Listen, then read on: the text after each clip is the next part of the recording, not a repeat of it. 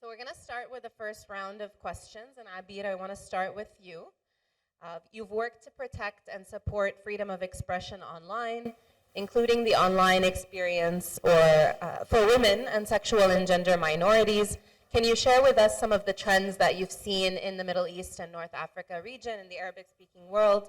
And what has the experience of these users been online? What forms of violence have they faced? And what is it like to be a woman or an LGBTQI plus person online? Thanks, May. Sabah al-khair, good morning. Yeah, okay. Yeah, it's funny, I don't know, I've been asked the same question for the past 10 or 12 years, and unfortunately the answer is still the same. It's mostly horrible, to start with your last question. I just want to start by saying, like, online dynamics, they often reinforce or amplify when they do not mirror the social, economic, political power dynamics.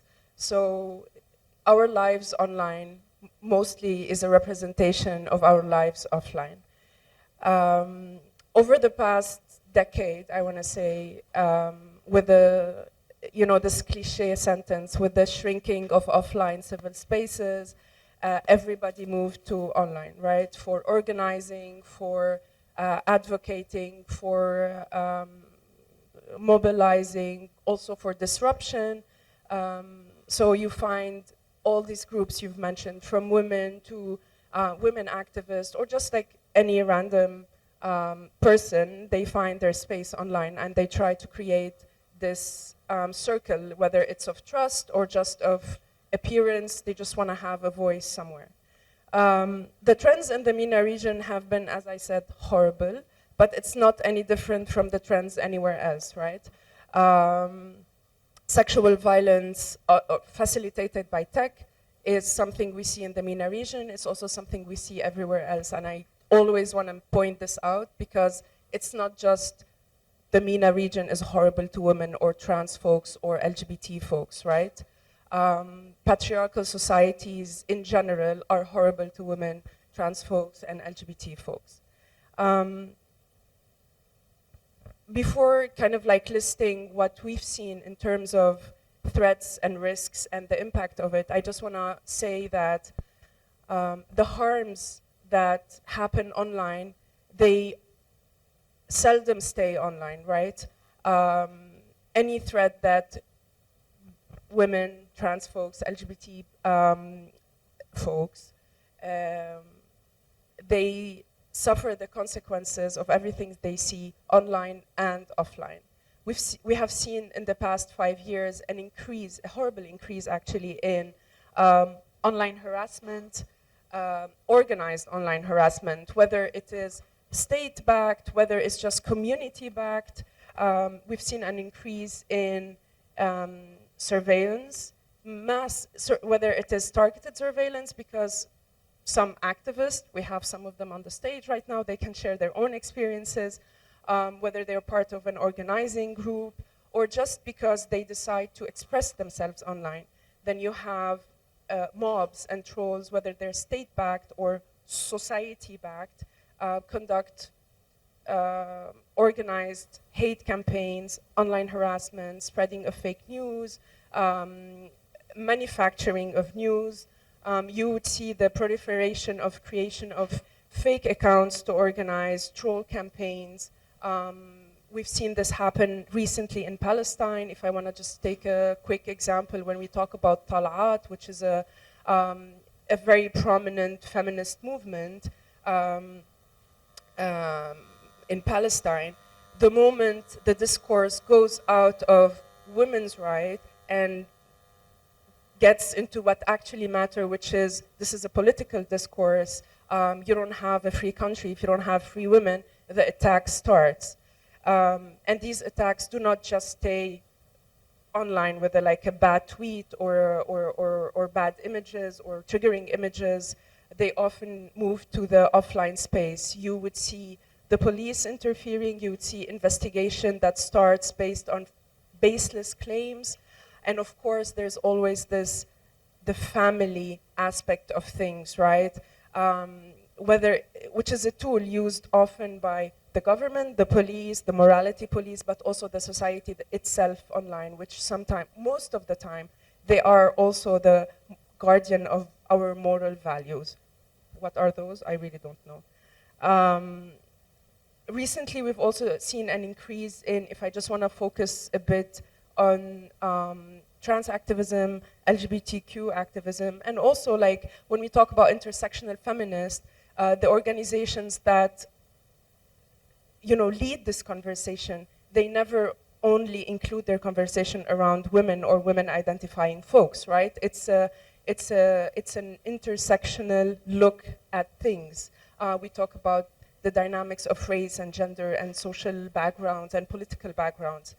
And there have been this huge increase in techniques of entrapments, of creation of fake accounts in order to entrap women and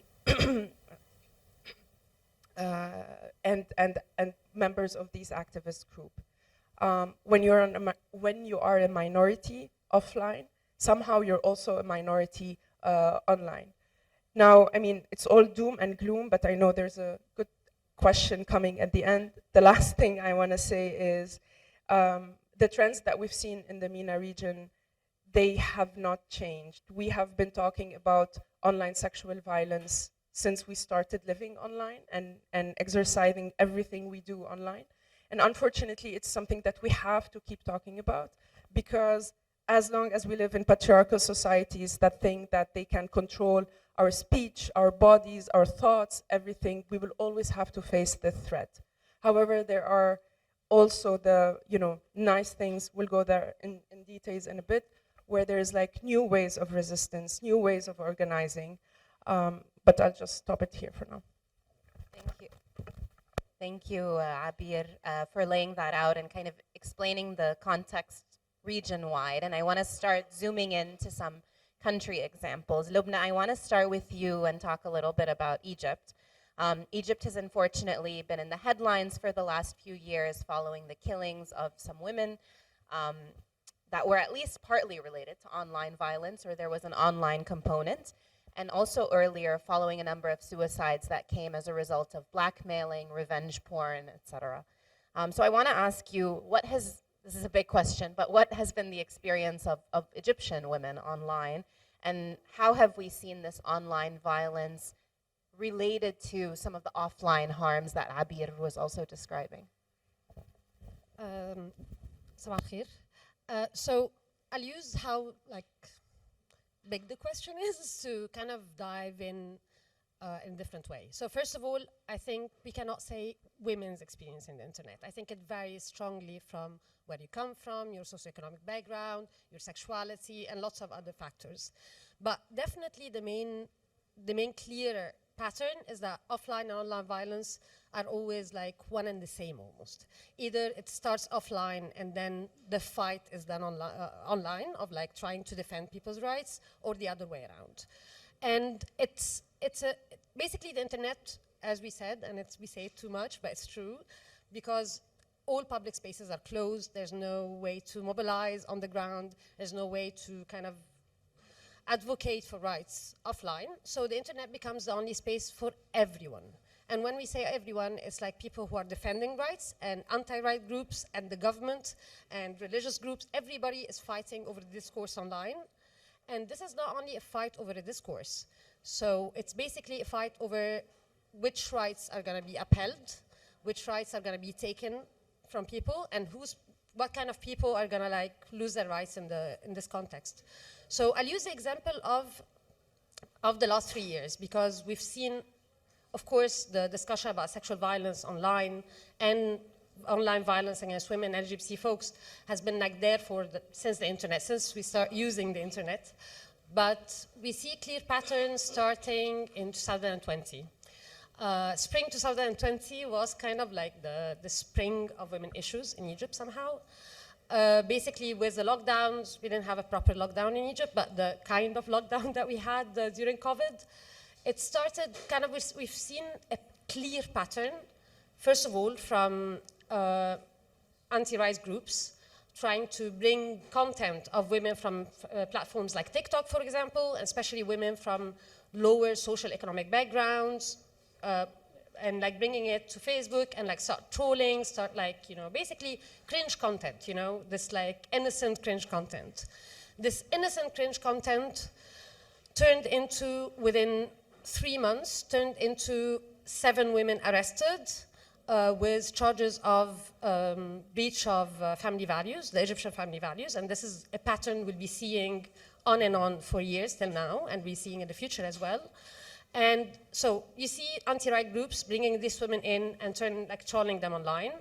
A few days in, you find the government, especially the public prosecutor, being interested in this and arresting the first of them, with a 13-page public statement from the public prosecutor talking about Haneen Hussein, a TikTok influencer, accusing her, it's like 1 day after arresting her, accusing her of human trafficking, violation of family values, all these chilling and moral panic-inducing kind of charges. And this started a spark that we're seeing till now. The spark turned into, you look at the comments after, like, on Facebook when the statement was put up, and you see people asking for other women on TikTok to be arrested. It was arrest on demand. Looking at the comment, you can tell which woman's going to be arrested next. We had a list, actually, in anticipation. We knew which women are targeted. And almost with the more frequently you're requested to be arrested, the sooner you're arrested.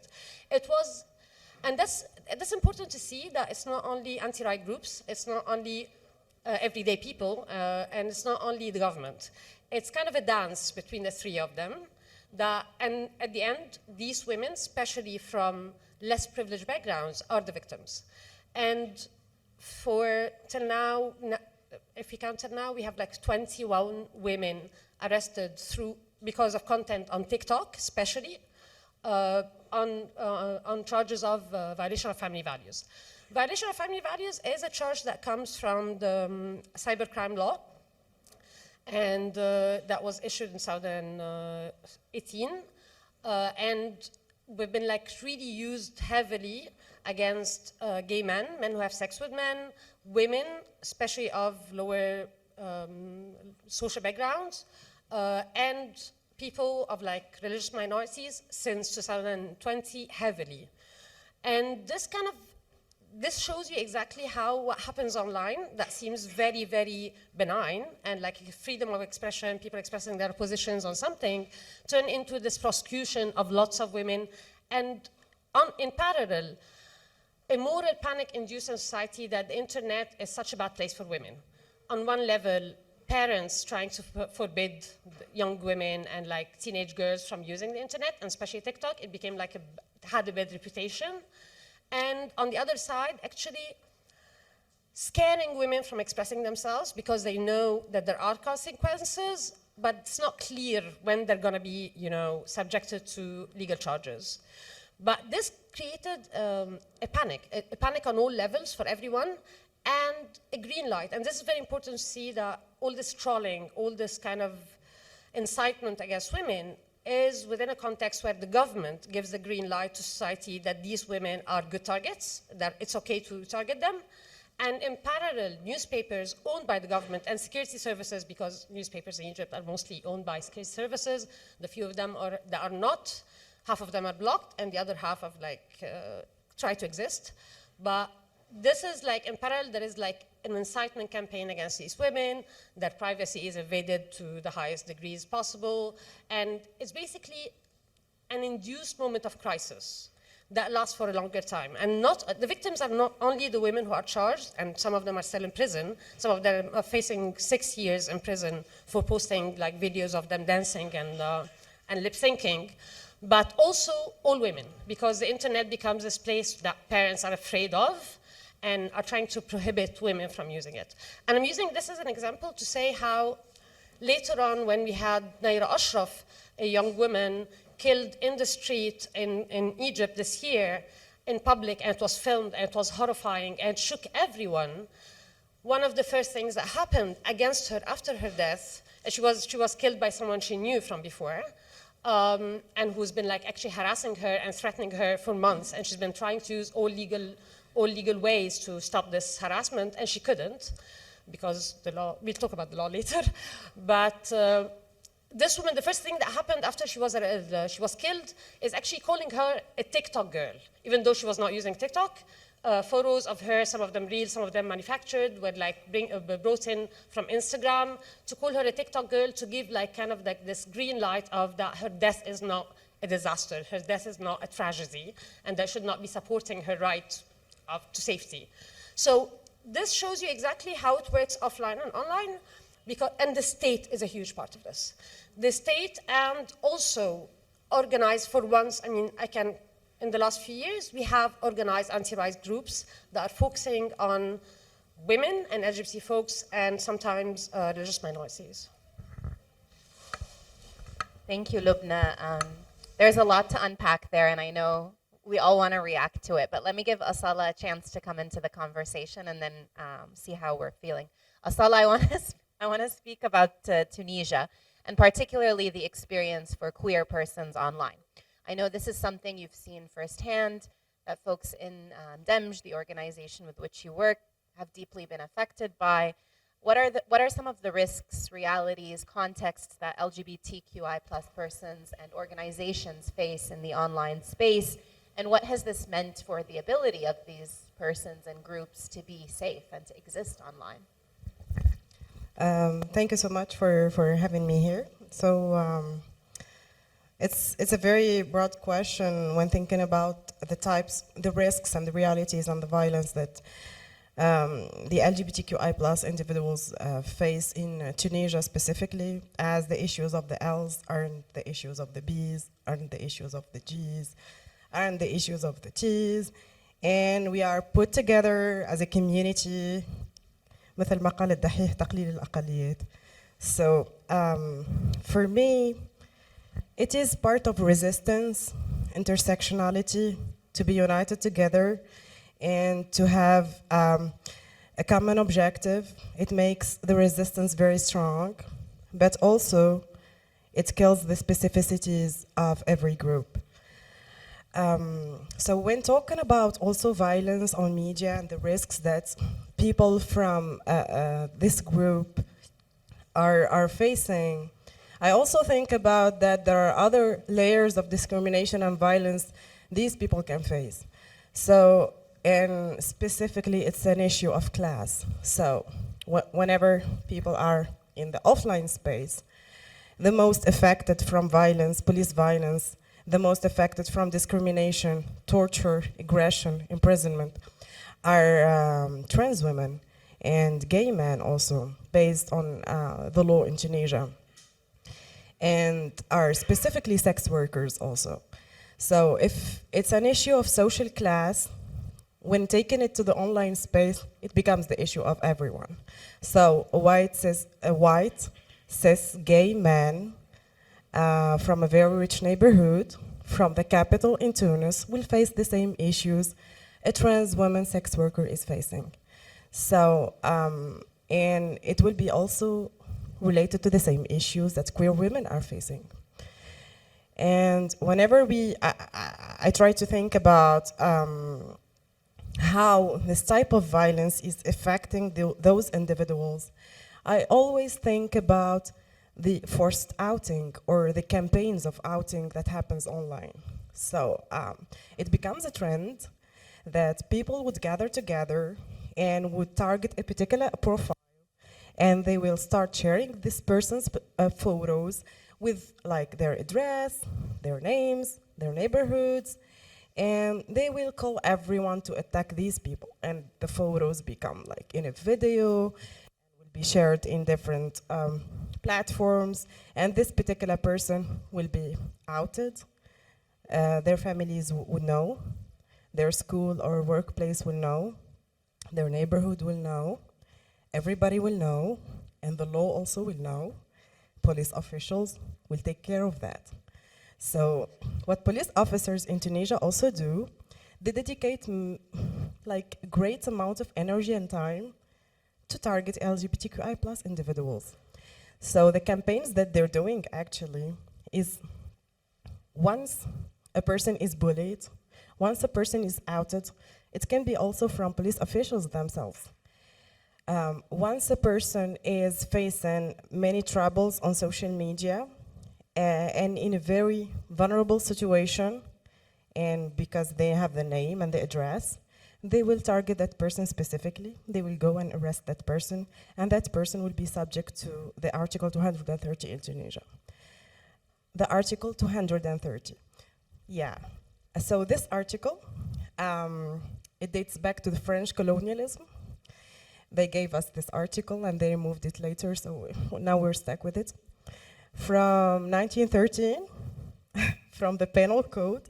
So this article was written, sodomy is criminalized from 3 months up to 3 years in Tunisia. Then, with the translation, it became al-liwat wal-musahaqa, lesbianism and sodomy. I don't know sodomy if it's al-liwat. So, this article in the law actually is dhabti. You need to be caught in the act of sodomy or lesbianism. But they never caught anyone. But they will find photos of you. They will look into your phone. They will look into social media. And the judge would try to find the proof to charge you with this article. So they need to cut something. This thing, whether it can be these photos or your online content, or it can be an anal test. So, and this anal test always affects people who are not active in, I don't know the politically correct word for this. And back to the online space. This online space becomes a space of threat, of blackmailing. Because these police officials, if they don't catch you, they will blackmail you, whether to have sex with you, yes, and it happened, or to take your money, or to just like harass you mentally and morally. It's a space that people resort to express themselves, since this public space, or let's say the offline space, is very dangerous. But also it's a space that limits the community, and it make it a community. So, and I'm trying to use the word here because, as you said, what made this space, how people resorted to this space, and people in this space, again, they reproduced the notion of community. And LGBTQI plus individuals try to live normally as Tunisian citizens in Tunisia. And once they are facing pressure, they resort to become a community. In the online space, many people try to be out, many people try to have different groups, followers, but again, it becomes again another community. So it's also about reducing your space, limiting your space, and putting you again as a minority, which is the word I don't prefer to use. And always makes you subject to violence and to bullying and to harassment. Thank you, Asala. Sure. If I can add something to what Asala was saying, I mean, we see the same patterns. We have some, like, basically the laws used to criminalize homosexuality, even though there should not be, like, criminalizing homosexuality, come from the French, and it's good always to remind them, especially. But part of this is that, so entrapment is a pattern, and I know in Tunisia, but also as well in Egypt, entrapment through dating apps. But this entrapment through dating app that the government have been using for so long to criminalize gay men and trans women especially, we've seen like organized groups actually doing the same exactly as the government, like doing the same pattern, like taking people in, kidnapping them, filming them, assaulting them sexually for blackmail. And do we see the relationship between the online violence, the use of online violence, and the government? And it gives, and again, the green light comes from the fact that if I'm a gay man who's been in that situation, I cannot go to the police station because I'd be criminalized myself. So it creates this situation where everything that happens to you is outside of the law. You cannot resort to the law, you cannot resort to the government, because you know you're going to be the one charged, you're going to be the victim, actually, once again. Thanks, Lubna. And I actually want to stay with you and give you my next question. So you laid out for us some of the threats, some of the challenges, kind of this ecosystem online in Egypt. I want to ask you, as someone who engages on individual cases, but also engages institutionally and systematically, thinking about the laws, the structures, the government policies and actions that underlie a lot of these actions, how seriously or not seriously have Egyptian authorities responded to online violence? Has there been good? Has there been bad? And kind of how do you assess government performance on this issue, and even understanding and government complicity, which you alluded to as well? So it's important to understand that the Egyptian government has been using women's rights, protection of women's rights, as a way to wash its human rights record for the last 9 years. So women's rights are a big thing that they show the world how we're committed to human rights. It's not like, let's forget about the detainees and political prisoners and like elections or whatever, and let's look at women's rights. So you'd find this double kind of situation going on. On the surface, if you're from outside, you don't know, you're not dealing with cases, individual cases, you're not following day to day, it looks like the government is taking very serious steps, because the only thing the government understands when it comes to women is issuing laws, toughening sentences, but not changing the reality. Because, I mean, every few years we have a new law that's toughened, that related to violence against women, that was like higher sentences. I mean, the sentences keep getting higher and higher as I don't know where we're going. But basically, the higher the sentences, the harder actually is it to prosecute, the harder it is to get a conviction, the harder it is actually to get in the system and get something out of it and use the legal system. And this is clear, for example, in sexual harassment. So when you first started using the internet to campaign against sexual violence against women, maybe in 2005, 2006, one of the first things was street sexual violence. So sexual harassment was a big thing. The government did not recognize the word harassment. It was like a long battle. Civil society was part of it. Activists were part of it. Bloggers were part of it. Women's rights groups. Everyone was trying to campaign for a criminalization of sexual harassment in the streets. We got to it. We got a law. The law got like toughened twice. I mean, amended twice, and every time either to change the definition and broaden it, or either to make the sentences higher. But the reality is that when you go to the police station to do the legal steps to actually, if you're like sexually harassed on the street, it's still a battle. It's still a battle that's related above all to your class background, and also how the public service officers who meet you perceive your morality. And morality is a huge part of how sexual violence, so some women are seen as it's okay for them to be victims of sexual violence because they called it on themselves, because they're like morally questionable, and others women, no, we should protect these ones, they're good ones. So it looks always on the ground, on the surface, that the state is taking a lot of steps and it's very proud of these steps, but the reality is that actually getting to court and getting conviction is a struggle. And women understand that, and that's why, for example, anonymous kind of like testimonies of sexual violence, of like especially of celebrities, are common in Egypt. People use the internet, even if you're sexually harassed in the street, a lot, almost at least every day, we see a call for help online of a woman saying, I was harassed, whether by someone she knows or she doesn't know, and that she needs help. If the legal system was working, we wouldn't see this. So the fact that it's online, that people know that without the buzz, without the support, without the solidarity above all, nothing can be achieved, and she herself would be actually vulnerable to legal charges. And this is related as well that the government before, in cases of sexual violence, has pressed charges against the victims and the witnesses in cases, and especially in the Fairmount case and the MENA Abdelaziz case that took place in 2020. So there is a pattern that on the surface it looks like there are like huge steps, but in reality it's totally different.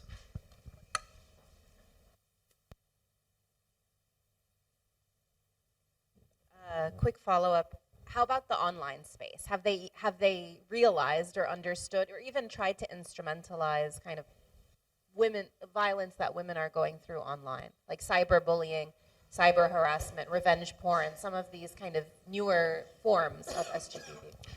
Yes, actually, it's a very similar pattern.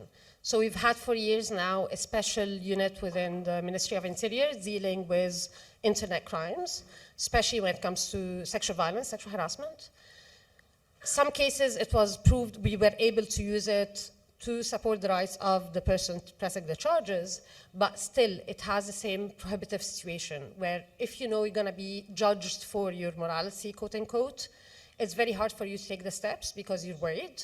Some cases, and it varies totally by neighborhood, it varies by city, because all this is like better in Cairo than anywhere else, and especially when you go to rural areas, this becomes unthinkable.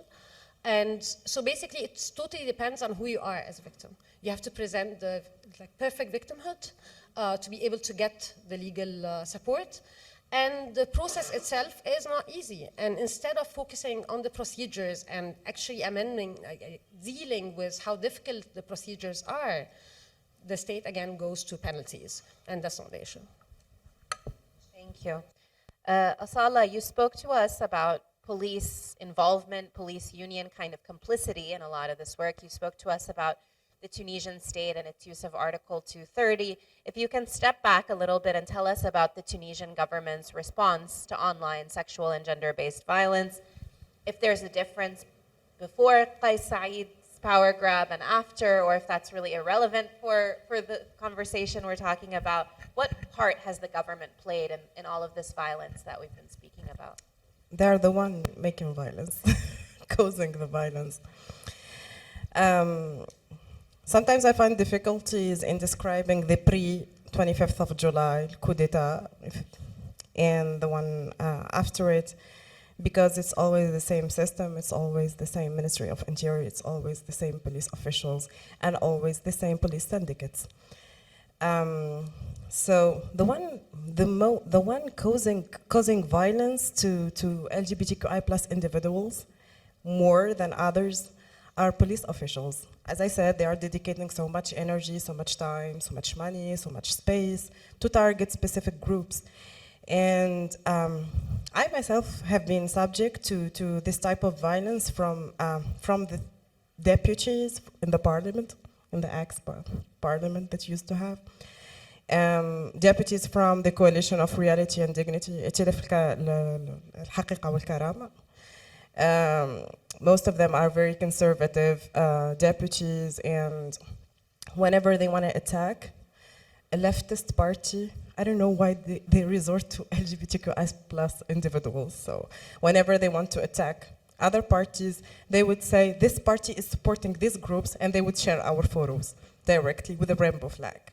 So their profiles, they have many followers, and what they're writing actually is calling people to act on this, calling for violence.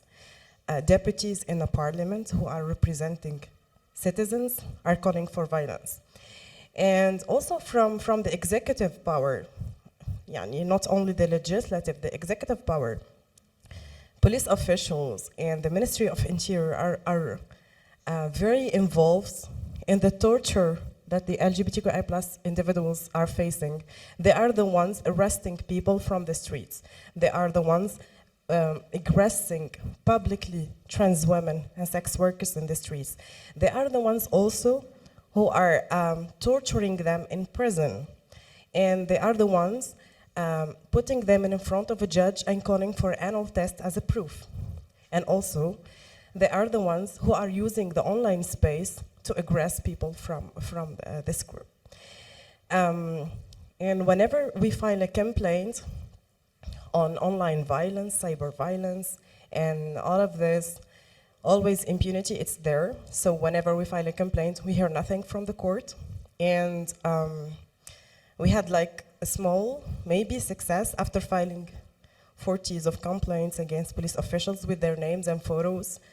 The general inspection of police security, they called these police officials officers to be subject to investigation, but later no one came, and you cannot track that.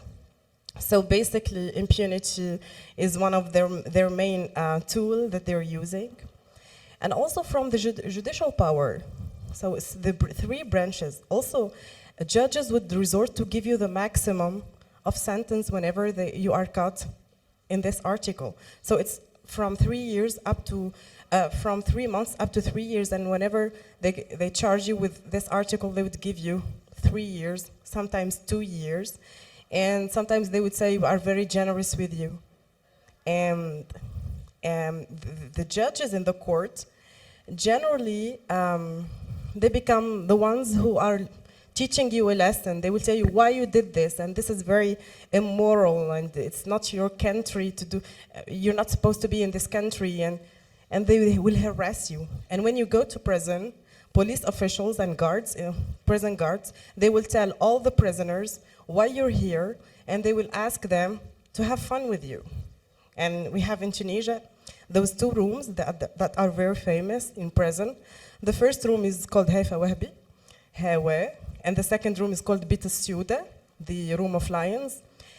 And it's sarcastically called the Room of Lions. And they put generally trans people and gay men in these rooms. And whenever they want to torture or to punish someone who is charged by, for example, terrorism, they will put him in this room as a way of harassing that person. And also, whenever they want to entertain themselves, they will go there. So the three judicial powers are part of the violence, the moral violence, the online violence, the sexual violence itself. So the response always is negative. And honestly, after the 25th of July, also there is a law that was added to Tunisia, which criminalizes, it's a cyber law, which criminalizes spreading fake news. So if you talk about, as an activist, if you talk about an issue or you raise an issue and you use words like police officials, for example, kidnapped this particular person, they will charge you with this law because they would say it's not a kidnap. We showed our cards, we said we are police officials and we need to take this person. And honestly, it happened with me again. Lately with one of my friends, he's an activist in Damj, Saif Ayedi, and he was arrested. We were in a car, and suddenly 4 police officials stopped us and they took him violently. And I was trying to film what was happening, and they kept running behind me.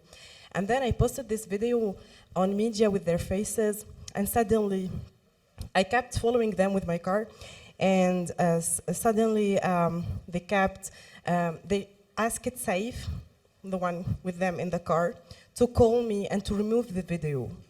Otherwise, I will be charged with them. So if you have also a proof on this impunity and on this police violence, you are part of it. So, yeah. Thank you, Asala, and I'm sorry about what happened to Saif, and kind of this story, I think, tells a larger story of the deeply entrenched impunity.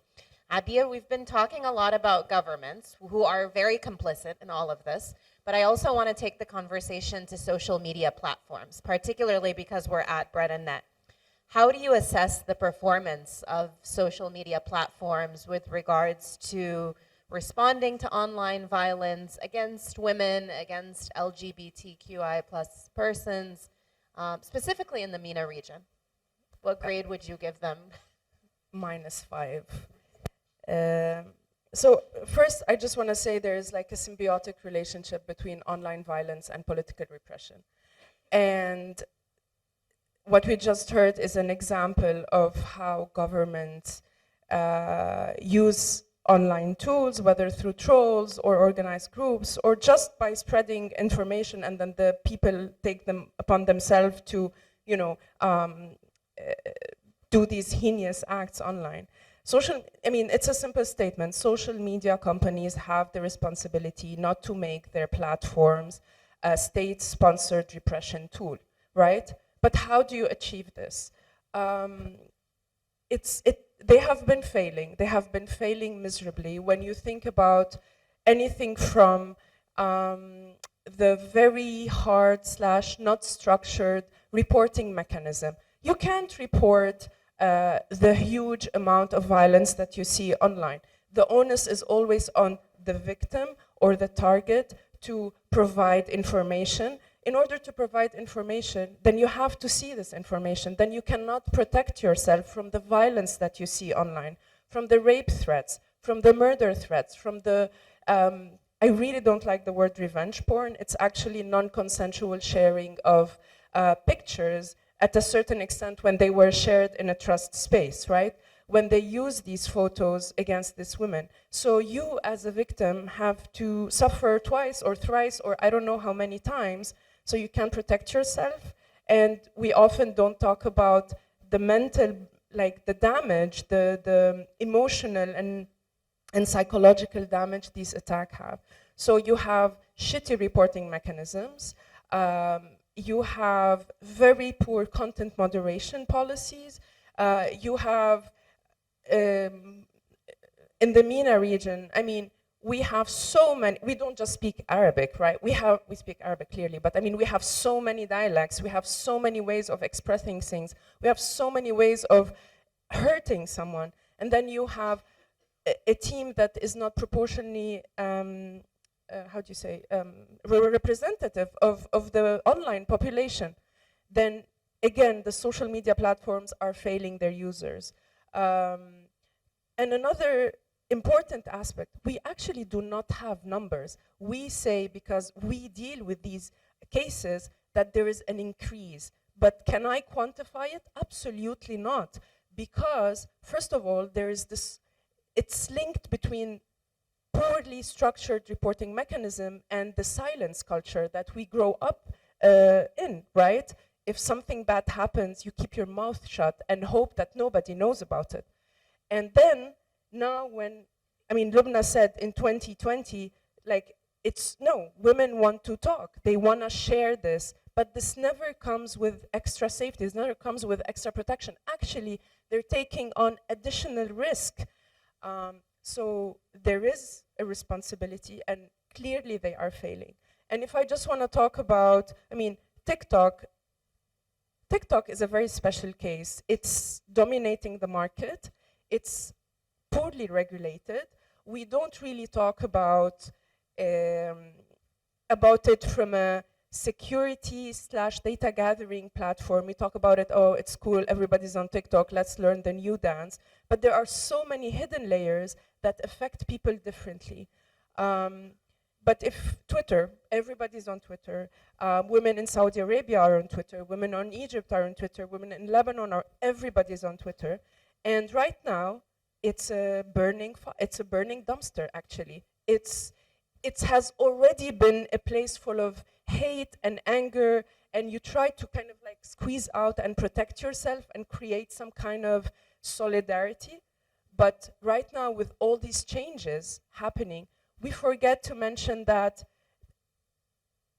very problematic things have happened. For example, the firing of the human rights team. So normal Twitter Twitter users, let's start with that. Twitter users do not have direct, what we call escalation channels with the platforms. You go through the very poorly designed reporting mechanism that often fail, okay? So they came up with this human rights division. And this human rights division, Kater Khairun, they did what they need to do. And they kind of like established relationship with key people in, let's talk about the MENA region. I'm gonna give Human Rights Watch as an example, SMEX as an example. They were kind of like the liaison between users. But again, here it's only a subset of user. You have to be a human rights defender, you have to be a journalist, you have to be a women's rights activist. You cannot just be, I don't know, Abir Ghattas, just a person who's on Twitter, right? So even there's this kind of like preferential treatment. I'm happy there is this treatment, but it is still a preferential treatment. So again, within a platform that is supposed to be, its usage is supposed to be equal for all users, right? It is not. Now this team is gone. Okay, and then what? So this team is gone. We are literally effed. Like seriously, like it is really bad. We don't talk about this. We don't talk about the fact that a couple of months back, there was this whistleblower from Twitter who went in front of Congress and basically described the poor infrastructure that we exist on Twitter, we live there. It's part of our identity, whether we want it or not. Digital life now is part of how we live, how we work. It's how I make money. It's how I help people. It's how we connect. It's how I know you, you know? And yeah, so this guy, his name is Maj, was saying, well, basically this infrastructure is a complete mess. And it's very important to talk about the technical infrastructure of the platforms that we're using. We, when we give like digital security training or information security training, we kind of like are forced basically to focus or to put the onus on the user. This is what you need to do to protect yourself. What the hell? No, I'm willing to do all of that, right? But what about the platform's responsibility to protect me as a user? You don't see privacy and security by design. I have to do 7 or 8 extra steps to provide myself a tiny bit of protection. This is absolutely unacceptable. So we talk about all of this. And then, I mean, I'm angry. Yeah, just one thing. But all that being said, there is a responsibility on the user. I wouldn't frame it as to protect themselves. Users should absolutely be aware of every feature they use on the platform. You should know what it means to turn this on or turn this off. You should know it's not like Lubna said in the beginning, the discourse is, well, if you don't want something online, don't put it. Who are you to tell me what to put and not to put online? No, I need to be aware of how we can use these tools, and threat profiles are different given your context, given where you live, given who you are, given how you identify. And based on your different threat profiles or your threat model, you have to adapt different controls. But to say that we are failing in protecting ourselves it just boils my blood, because they are failing in protecting us first and foremost. Thank you for coming to my TED Talk. Absolutely, Abir. I know we're running out of time, and I want to save time for audience Q&A. But before we bring in the audience, I want to do a shorter round of some positive. We've talked a lot about the doom and gloom, and each of you are looking at me like we didn't discuss this. No, I want to talk about kind of how many have civil society organizations, individuals have reclaimed the online space or attempted to reclaim, even if imperfectly so. And I want to talk to each of you about that. So similar questions. Asala, I want to talk to you about Tunisia. How has the online space become a space where we have seen some organizing, some coalition building, some exchange, even despite all of which you've laid out earlier? Thank you for the question. Yeah, we've been talking about how it affected negatively the movement of the queer movement in Tunisia, but also the online spaces are one of the most important spaces of resistance that people in this movement are using. So if I may talk about digital campaigning is part of the queer movement in Tunisia. So most of the campaigns that people defend the rights or for the depenalization of homosexuality, people would resort to the online space. Digital campaigning is it has a very big impact, as people cannot go in the offline space to talk loudly about their rights. So many groups do, but not everyone. And the online space also, same as it is used by the government and the one who has power, it is also used by the one who are resisting.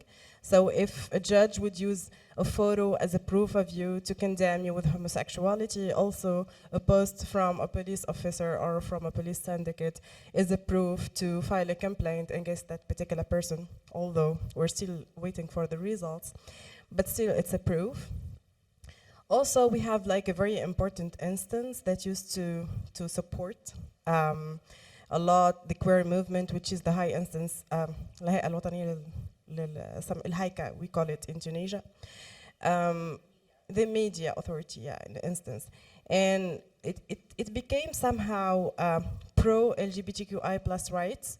And sometimes, like whenever there is this hate speech on media, they will punish this particular media, but not on, generally it's the TV and the radios, but like the social media, they do not have a lot of access there. I don't know how to find the positive aspects, but also the idea of having a space and a safe space, as I tried not to use the word because it's never safe, and using a safer space maybe for many people to speak loudly, to talk about the issues they're facing, also the people who are in the phase of questioning or trying to know more their sexuality. They can resort to WhatsApp and Facebook pages of organizations. It helps them a lot in connecting with others, especially in a very centralized country like Tunisia, where most of the LGBTQI plus organizations are in the capital. The COVID phase and the online movement, it broke. So coalitions and organizations during the COVID, let's say the lockdown, most of our work was online. Also our meetings, like the crisis groups that we use to meet and to work together, it was a space for us to meet and to gather and to organize our work. So it had a lot of positive effects, but still. Thank you, Asala. Abir, I want to ask you about your experience with Hamam Radio and your experience in Lebanon. How have you seen the online space being leveraged? How has it perhaps brought groups together, coalition building, etc.? I mean, I would just echo the fact that, yes, the online, I mean, whether it's feminist organization or organization that working on migrant rights or trans rights or LGBTQ, like all of these organizations have found their space online and have beautifully created small circles of trust and most importantly of kindness and love. And while this has nothing to do with tech and infrastructure, I really, really think that at the end of things, we need, I'm not really romanticizing this idea, but we need more spaces where we can exist in kindness with each other and love and respect. And yeah, so COVID has kind of like tilted the scale a bit towards more and better organizing online. And I started something called Hamam Radio, which is a feminist participatory radio, where we basically asked women and LGBTQI plus folks to just take the space. We did the whole infrastructure setup. We prepared everything, and we're like, come on the radio and share your stories. And we saw this huge amount of need to actually talk, to talk about our stories, to talk about our lived experience, to organize, to be angry together, to actually experience all these feelings that we are deprived from because of patriarchal societies, because of political repression, because of fear of online harassment.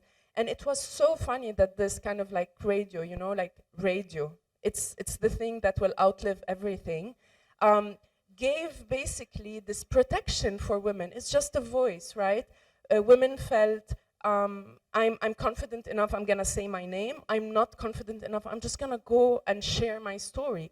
And it was a beautiful, beautiful thing to hear stories from women from across the Arab country, everywhere, from Saudi Arabia to Yemen, to Iraq, to Sudan, to Masr, like, and it was just kind of like it gives you hope, even though I'm more of on the pessimist scale of thing, but it was like, no, this might actually work, there is something there. But then you remember, or you see, and we've seen it, when kind of like COVID it's not over, right? But when people said COVID is over, you would feel that you go back to your life, you go back to living everywhere else aside from the radio, and all of a sudden this fear is back, because there are no guarantees yet, whether socially or politically, from a law perspective or a regulation perspective, or even one would expect like these 2 years would have taught the social platforms something. Absolutely not. So you're again, like, you take one step forward and then somehow there's this like jahafil of people that push you 10 steps back. But what I want to say is, I think our only way forward is kind of like coming together, thinking of new ways of building resistance, organizing, thinking about the feminist values that drive us. And I really don't want to go back to the 101 of like feminist is not against men and all of that. It is like the societies that we live in, men are as much as victims as we are. And the whole idea of creating, maybe not as much, sorry, not as much, but you know, they're also victim of this. And the idea is there are ways where we can organize online. There are opportunities and there are ideas of coming up with alternative infrastructure, with self-sustaining infrastructure. But of course, like anything else, like any service, you need money, you need electricity, you need internet. So there's a cost there, which makes it harder to open it up to the people. But I sincerely hope that everybody here takes the opportunity to connect with other people, understand what kind of organizing is happening, where can you help, where can you ask for help. And I think as long as we keep on doing that, there's a bit of kind of like nice hope where, okay, things are not as bad as they actually are. Thanks. Thank you, Abir. Lubna, I want to ask about Egypt. There has been quite a bit of mobilization in the online space by civil society, but also by individuals. You talked earlier about women going to the online space and reporting their own experiences with sexual violence and rape. Tell us about what you've seen in the Egypt space over the last few years and where you find the stories of hope. I'll speak of hope, and I'm usually on the hopeful side, but I'll have like 3 gloomy points first to make. So the first, speaking of platforms, because we didn't touch on that enough. So first of all, you can imagine the most successful way for us to take down content of incitement against women is by claims of copyrights. Copyrights are more successful to defend these women at these moments than saying that this is harmful content. And it tells you everything you want to know about most of the platforms. The second thing, the incitement that takes place, not only is it on the platforms that are making money out of it and all that stuff, it's monetized a lot of the time. And I think fighting over monetization of content and demonetization of content is essential. We're seeing a lot of like LGBT folks and like feminist content being demonetized because of sexual content, considered sexual content or explicit content. And we don't see clear incitement being demonetized. The whole TikTok thing was monetized content by men YouTubers. They made a lot of money out of this. The third thing, TikTok, and I know there is a representative of TikTok somewhere in RedNet, and I would love to meet them. Please, I would love to meet you. Yeah, so the Chinese ambassador has met with the public prosecutor after the beginning of the TikTok arrest of TikTok women. And when you look at the case, another platform called Likey was actually part of the quote-unquote human trafficking like gang, and they were dropped off the case in the middle. They were out of the case, they were acquitted while the women remained with the Egyptian men. And these performances by the platforms tells you a lot, especially that TikTok is used by younger people, and like it's actually one of the highest platforms for women. Actually, the women are the majority in Egypt in their users, and there must be some form of accountability when all these women are being arrested on the platform. And I would love really to have this conversation. I know you're taking steps. I heard yesterday of the API, opening the API and all that stuff, but like I think the conversation must be had on a political level and on local level as well in Egypt. So speaking of hope, So the internet has always been a huge part of feminist organizing in Egypt and actually sexual rights in general. But I think in the last few years, we're seeing a boom of different kinds of feminist groups, different kinds of LGBT rights groups. We're seeing kind of like a network being created with time, like an informal network where people know who to refer to for services, who to refer to for campaigning, who to refer to for solidarity.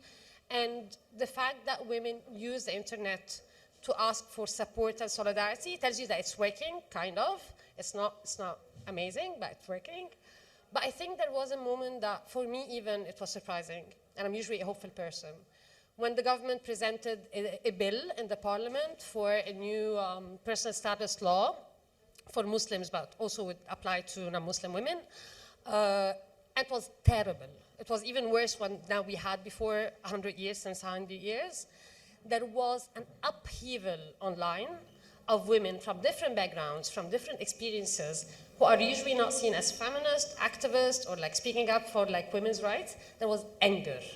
I think an anger that surprised us, surprised the government, surprised everybody, to the point where the government actually took back the bill and pretended that it was never its bill.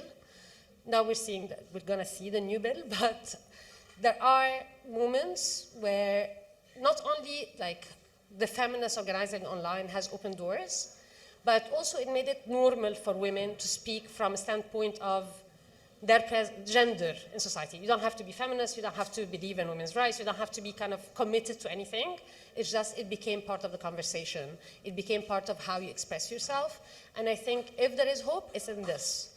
But as well, part of it is actually shaping the feminist discourse, because for the longest time, the feminist discourse was even coming from civil society organizations, women's rights organization, human rights organization, or people who are feminists, but from certain walks in life. But the way the feminist discourse is changing, being shaped, being kind of, the way that we're holding each other accountable, and kind of like people from backgrounds that are usually not seen, forcing their stories on everybody, is essential in building a movement one day, a feminist movement, I hope one day. That part of it is listening to people who are usually not listened to, and that gets better and better with the more there is internet penetration, and the more there is internet penetration, we hear new stories that we never heard before. Thank you, Lubna. We have about 20 minutes for audience questions. If folks have questions, can raise their hand, and we will pass around a mic, one of the SMEX volunteers. Please keep it very short, 1 minute, because we want to take as many questions and comments as possible, and we want to hear from all the speakers. And I'll do 3 questions in a row, and then we'll take it to the speakers. Go ahead. So I am a lawyer for 12 years old. I work as a freelance lawyer, and now I am working for an international organization for the women that who faced violences. I just want to clarify, and أنا متفق يعني معك جدا على حول الموضوع اللي قلتي إنه مشان البوليس كيف التعامل مع الأوضاع اللي في السجون، يا أما كيف التعامل مع الأشخاص اللي عم بيتعرضوا للعنف. as a lawyer subjected to a violence by the police station. How? Because just for working for the violated women, so I subjected to violences because they have a bad look around our work. يعني ما بتعرفي كيف الحالة هنيك، يعني مثلا أنت بتدافعي عن مرة تحرشوا بيها، يا أما ريبت ومن إنه بيقولوا إذا هي ماشية صح دغري ما صار لها هيك، فمشان هيك هي بالشلاتر. فأنا بشتغل على البروجكت تبعنا على الشلاتر، فأنا كمحامية بتعرض للعنف، فشو حال البقية؟ وشكرا. Thank you. Right behind you.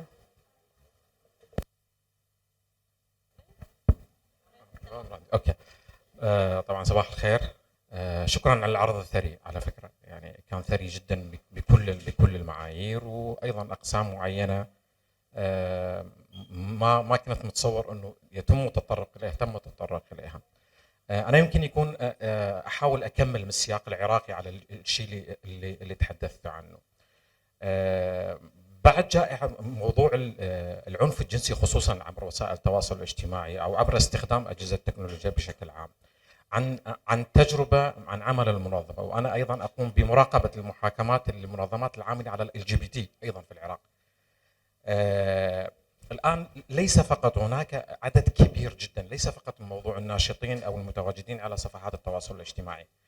أنا أقوم تقريبا لمدة عام على مراقبة سياسة معينة، سياسة يسموها الإعانات النقدية لنظام الحماية الاجتماعية خصوصا بالنسبة للنساء والفتيات، بموجب قانون معين كان عندنا خصوصا بعد جائحة كورونا، والقانون موجود من زمان.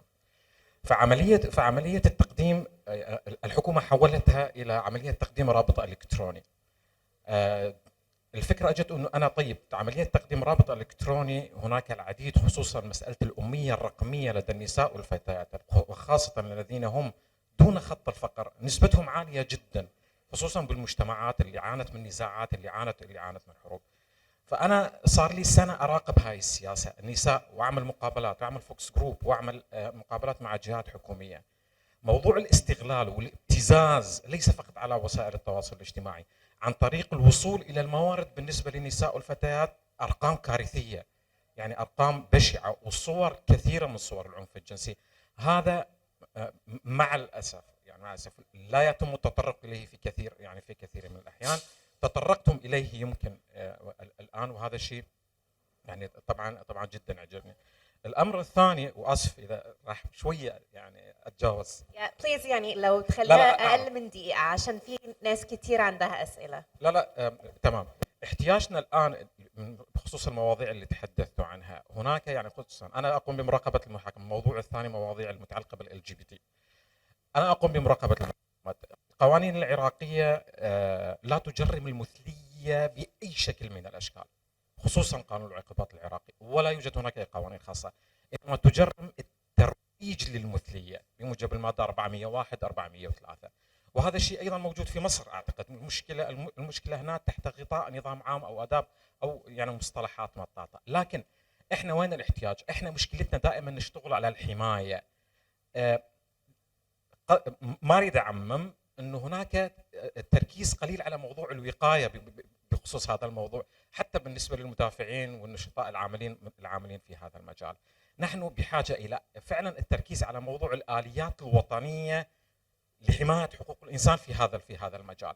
ومن خلال تجربتي بمراقبة المحاكمات، احنا أيضا في احتياج إلى موضوع ناس مدافعين متخصصين في موضوع الدفاع، في موضوع التشريعات الوطنية والقوانين الدولية أو الاتفاقيات اللي تنضم إليها العراق.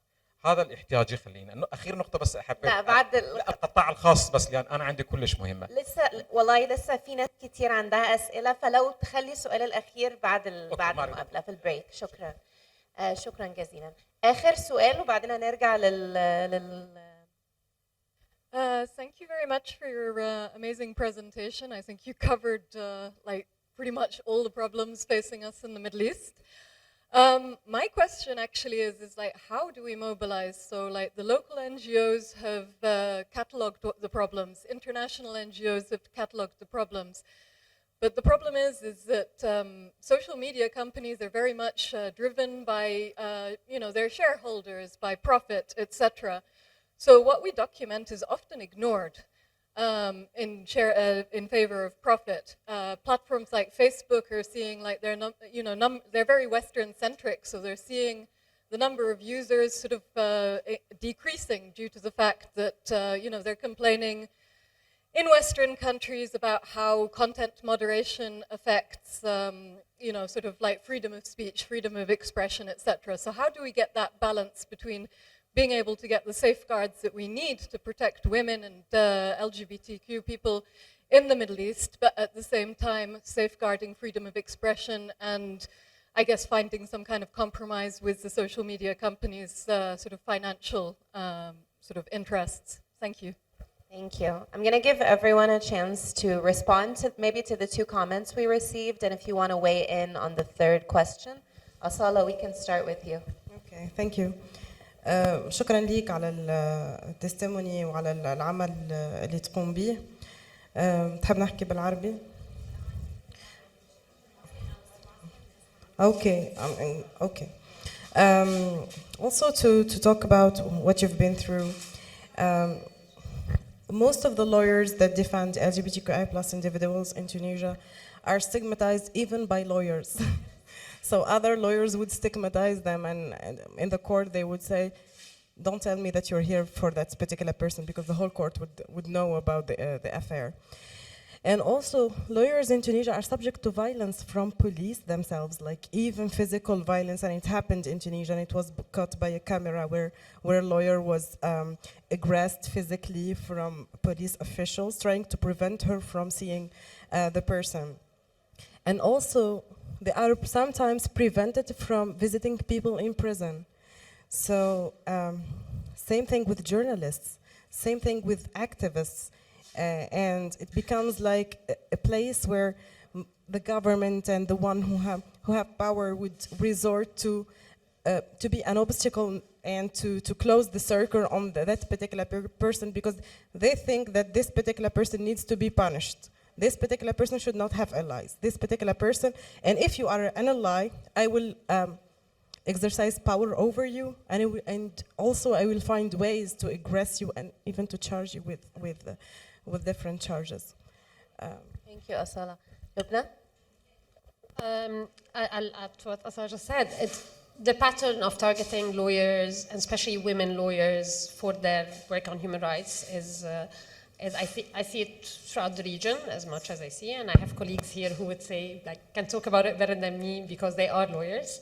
And we've seen systematically women human rights defenders, especially working in human rights organizations or women's rights organizations, subject to legal charges for the longest time. We have Azza Sliman, who was on the case 173. We have we have like Nadim team all of it. So it's systematic, but also we're seeing younger women who've got, like, giving solidarity to anonymous testimonies of women against in cases of sexual violence and rape. And we've seen the same laws that usually are supposed to be in the books to protect women used against these women for speaking up. So we're using this law about تعمد الإزعاج, intentional disturbance of the sexual harasser that had like 6 testimonies against him, used against women for showing solidarity. And I think always like attacking the women showing solidarity or the women working for human rights, for like women's rights, is actually kind of like, instead of attacking the victim once again because it's too hard to do it, or you don't know the victim by name, or it doesn't look good, so you attack first the person between. And it's a huge prize that like lawyers especially have to do, because the lawyers, I mean, we get sometimes to sit at the office, the lawyers go to the court, go to the police station, and meet these people doing all these violations and have to deal with it on a day-to-day basis to always, they have our respect. I want to answer to the question about the platforms as well. Oh, okay. I think it's clear. I think it's always important to name and shame clearly, and that doesn't mean that we're not going to like communicate, say our demands, have advice on policies, and everything. But naming and shaming is a responsibility, not only a right. And I think we are right now in an kind of like a tricky point, because it's a competition between platforms. So for the longest time, we used to say that among the 3 biggest like platforms, Twitter was the best in dealing with reporting, at least in Egypt. Now, of course, we're in huge danger on Twitter. So that not only this dangerous, but it probably will lessen the excitement of Facebook or Instagram, or like the investment in the protection. And again, I will bring in like understanding the presence of TikTok, for example, and how it plays in this game. So it's important to kind of hold of them all accountable. So one of them will be like basically holding one accountable will help us with all the rest. And we have to be systematic about it and very public about it and name it as it is, because they make money out of this. That's the bottom line. I just want to add something. When you point out the problem and disrupt power dynamics, you become the problem yourself. And I think we should remain the problem. Civil society, people working on the front line are also the people who are being targeted first. We are always the one to be targeted first, whether if you are defending those who were, whose rights were violated, or if you are just trying to make a point. Social media platforms are an ad agency, right? They make money. That's why they exist, right? Like it's why they're there, and that's why they grow and all of that. But like in any business, right? Bad reputation is not good for business. And I think we have a duty and a responsibility not to compromise, but to document. We've been documenting human rights violation ever since human rights violations started. Are things better? I think yes, things are getting better. Can they become way better? Of course they can. And how we do that is by keep on documenting and writing and reporting. Because if you notice the political discourse, the first people who are attacked are dissident. The first people who are attacked and silenced are those who are the civil society voices, are the independent media. They are always the first one attacked. Umala Safarat, I don't know, I talk about Lebanon, for example, right? In any political discourse, the first attack is, oh, these people who are disrupting our values, are bringing Western values, and this does not look like us, we should shut them down. But yeah, of course, they're scared. It is a risk. And also, I'm sorry, like, this idea of insulting people's intelligence, we should stop it. People are not idiots. Most people are not idiots. And I really think all of us, like, while we have different contexts, we face the same struggles. So we need to learn from each other, and we need to, take what Damja's strategy has done and try to like change it a bit and see if it works for the Lebanese context. It doesn't work? Okay, next, let's try what Egyptian people have done. And the feminist movement have proved that this works. When the first feminist organization against harassment in Egypt, it was, like Ifdah Mutaharrish, the Egyptian feminist women, they really made it happen in the MENA region. And we learned from them, and we tried to do it. We fail sometimes, we succeed sometimes, but I think the answer to your question is to keep on doing what we're currently doing. It's gonna be draining, it's gonna be exhausting, we're gonna burn out, we're gonna wish that, I don't know, we don't do this for a living, but I think as long as we're willing to kind of like, pay the price is a big word, but yeah, whatever kind of price. A bigger price has been paid for. We see people laying in jail, like Ala Abdel Fattah and Douma and other people in Tunis and Iraq and everywhere, and they have paid a way bigger price than us. So I think it's a responsibility and a duty to be this like, showke, like, I'm gonna annoy you, and I'm gonna keep on annoying you with my facts, with my research. Yeah, that's it. Thank you. We're just about out of time, but I promised one more question. So back in the yellow, we'll take that last question, and then we're going to have a break, so all of you will have the chance to interact with our fabulous panelists.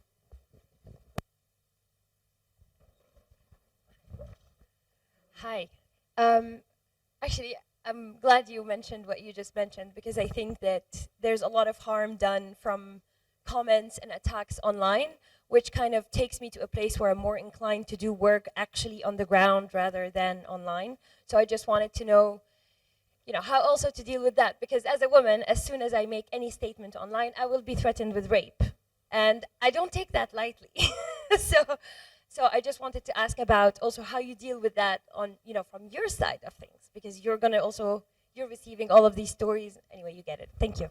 Thank you. What we're going to do is, if you have a response to the question, feel free to incorporate it, but each of you just get under 1 minute to make any closing remarks or closing thoughts. Yes. Abir, then Lubna, then Asala. It is networks of solidarity and support. Surround yourself with people who will understand what you're going through, give you help when you need it, and actually protect you when you need it. And it's okay to rest. And it's okay to say, not today, Satan, I cannot deal with this, and protect. I'm serious. This is how we should do it. That's my 5 cents. My advice would be kind of, the bigger the movement we build, the bigger it is, the more chances of rest we get. So recruiting more people is always good because it means that we can divide the work. But also I think one of the things that I hold to all the time, I think the dangers are offline and online, and it's like they manifest differently. But one of the things I hold on to all the time is to look at the global south, outside of our region as well, and learn and build like networks of solidarity, look outside of like the usual suspects of where we should be learning, and like it gives all the time inspiration, new tactics, how to organize, how to protect each other, and actually to build a movement. I know it sounds so cheesy, but I think it's a big part of the build a movement around like kindness and like accountability and love and like to grow together. And I think it helps one to feel enriched all the time. Honestly, I don't feel like I can give advice to people. But from my own perspective, I think what makes us stronger in the first place is to stop shaming each other, to stop shaming the movements, like stop calling people homophobics if they missed their pronouns, or also to stop calling women not feminist because they don't have a different opinion from yours or they belong to a different wave in feminism. And also to stop thinking that we are the owners of human rights and everyone would talk in a way that we don't like, we will shame them. I believe that's the first thing that we need to do together.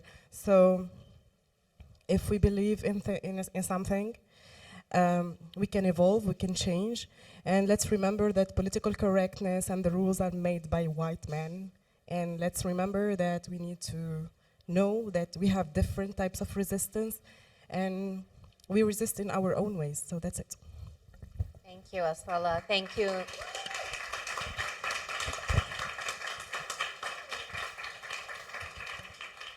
Thank you, Asala. Thank you, Lubna. Thank you, Abir. We could obviously Thank you, May.